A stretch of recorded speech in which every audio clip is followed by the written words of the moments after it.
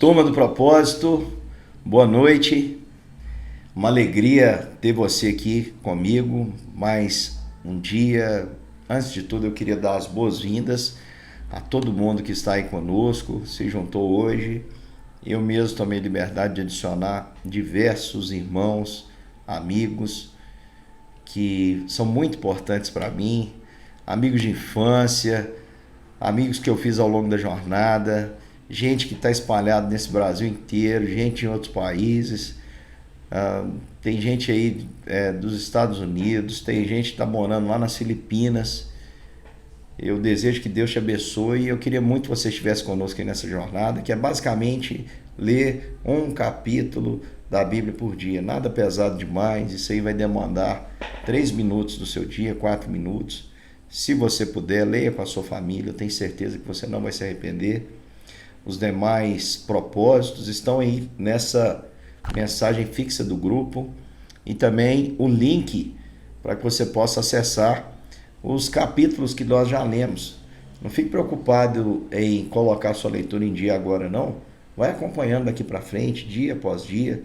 Se você achar interessante, à medida que você for acompanhando e achando que está valendo a pena, você volta lá e coloca em dia a sua leitura, você vai ter muito tempo para isso. Deus possa te abençoar ricamente. Hoje nós vamos para o capítulo 21 de Êxodo. Nós estamos numa fase, meu irmão, que eu vou precisar que você persevere. Por quê? Porque é uma leitura um pouco maçante ler legislação. Eu sei disso, eu estudei direito e não é fácil a gente ler leis.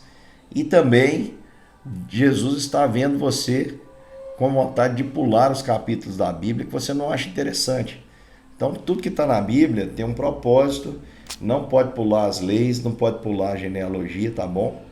Tem que ler, porque tudo aponta para o principal, que é Jesus Cristo.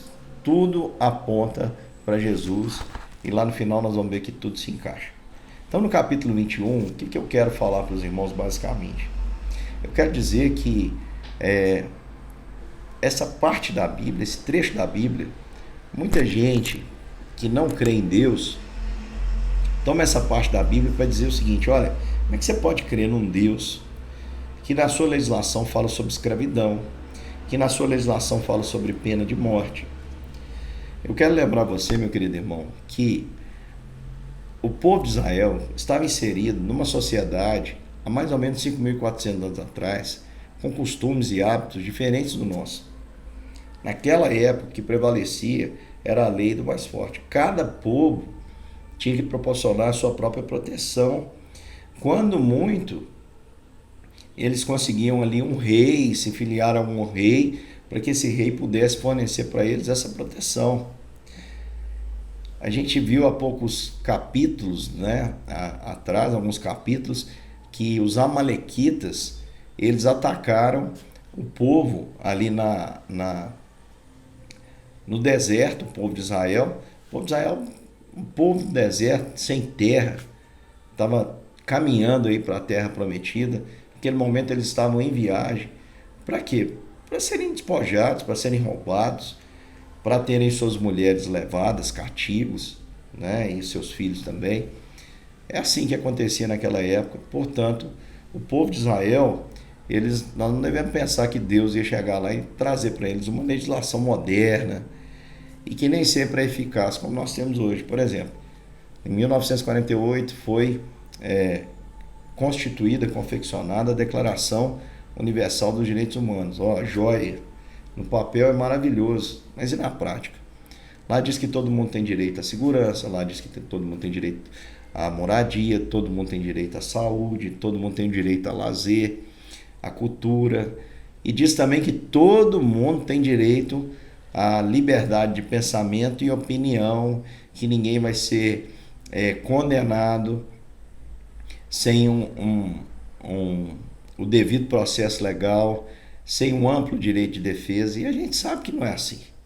Você está acompanhando aí no nosso país e a gente sabe que não é assim. Portanto, as leis refletem o caráter da sociedade, devem refletir pelo menos o caráter da sociedade que nós estamos inseridos. E naquela época, eles precisavam de leis rigorosas assim, porque assim viviam os povos. E preste atenção, a lei que prevalecia sobre os povos lá era a lei de Talião. Alguém já me perguntou, pastor, o que é esse cara, Talião? Ele não era um cara. Talião significa tal igual. De onde vem a expressão famosa contida nas escrituras, inclusive nesse capítulo, olho por olho, dente por dente, porque trabalhava a proporcionalidade. Mas mesmo dentro da proporcionalidade daquela época, por exemplo, alguém que era levado, que era vencido em uma guerra, era levado como prisioneiro e não era bem tratado.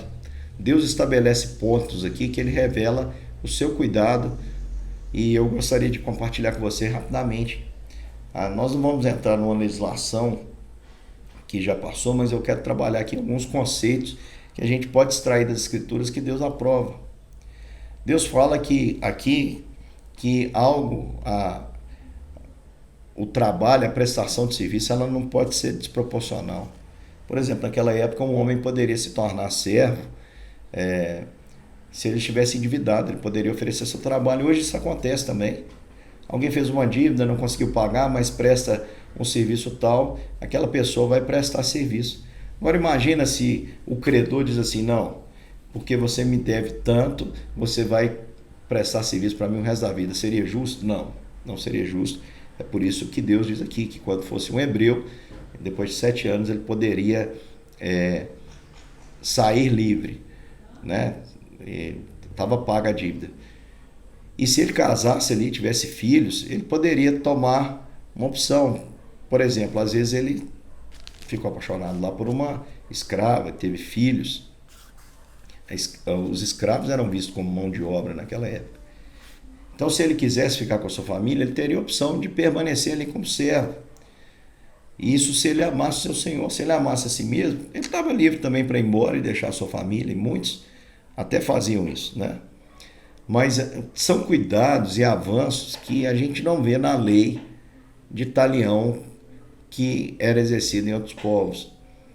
Portanto, a gente vê até um cuidado, um carinho que havia com aquelas pessoas naquela época. Por exemplo, havia uma lei em que se o senhor não tivesse filhos, o escravo mais antigo nascido na sua casa seria o herdeiro. Então Deus, ele se preocupa com como nós tratamos aquelas pessoas que nos servem. Deus se preocupa com as mulheres. Aqui havia uma lei específica para aquele homem que no momento difícil, às vezes até sem mesmo prover para a sua família, ele oferecia seus filhos como servos, a sua filha como serva. Aqui diz que ele teria o direito de resgatá-la e ela teria o direito de não ser explorada como se fosse um homem, né? Não poderia ser desprezada.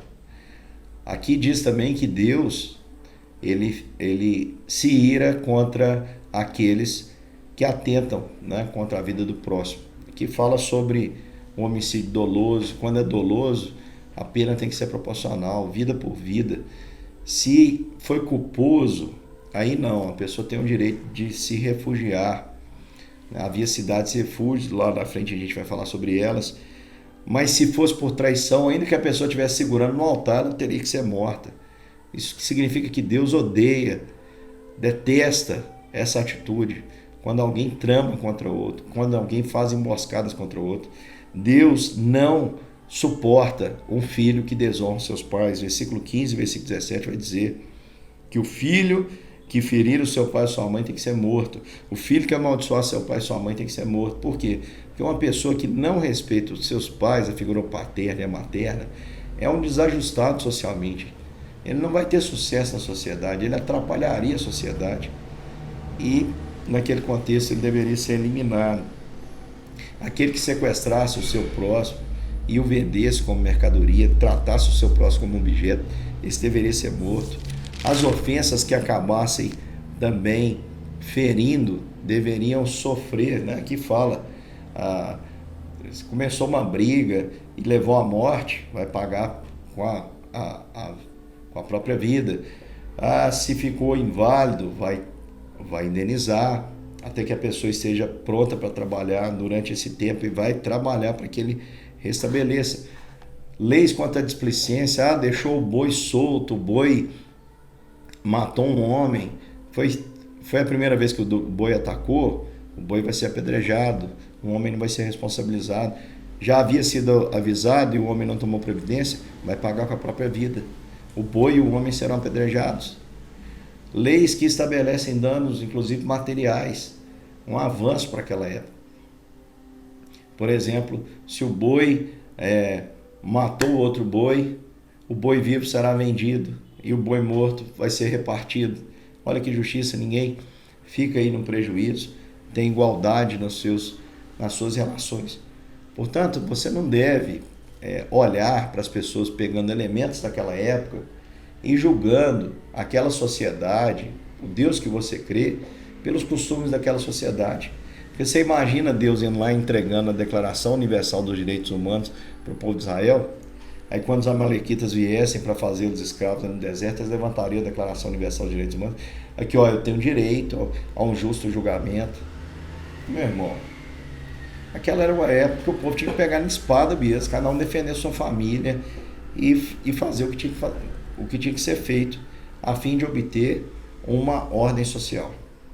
Agora, quem tem que temer a lei é só quem pensa em infringi-la. No capítulo anterior nós vimos 10 mandamentos. Todos esses mandamentos eu falei para vocês lá no vídeo anterior, fala sobre a nossa relação com Deus e com o próximo. E Cristo resumiu esses 10 mandamentos com da seguinte maneira: você deve amar a Deus com tudo que você tem, com todo o seu coração, alma, força e entendimento. E semelhante a isso, você deve amar o seu próximo como a você mesmo. Se você, meu querido irmão, vive dessa forma como Jesus viveu, você não tem que preocupar com a pena, se a pena é alta demais, porque você não vai cometer nenhum crime. A pena, quem tem que preocupar com ela é quem pretende ser um infrator. E se nós sofremos porque transgredimos, não é sem razão, a Bíblia diz que a autoridade traz contra nós a espada. Mas se nós sofremos por fazer o bem, nós somos bem-aventurados e é nisso que nós devemos regozijar. A gente sofre por fazer o bem. Pode ter certeza, você precisa imitar Jesus. Jesus é a prova de que apesar da lei ser cheia de detalhes, Cristo ele veio e ele cumpriu a lei. Eu e você não cumprimos. Quando chega lá nos 10 mandamentos, eu falei para vocês, quando chega na parte do não cobiçarás, quem nunca pecou nesse? Deve ter gente que nunca matou, que nunca roubou, que nunca teve outros deuses, que não tomou o nome de Deus em vão. Mas quando chega no 10 mandamento, irmão, todo mundo é culpado. Porque o nosso interior é corrompido. Agora Cristo é santo e cumpriu toda a lei. Meu querido irmão, Deus te abençoe, fica comigo durante essa jornada e eu desejo a você um ótimo fim de segunda-feira, de início de semana, uma semana extremamente abençoada para você e sua família. Um grande beijo e até amanhã.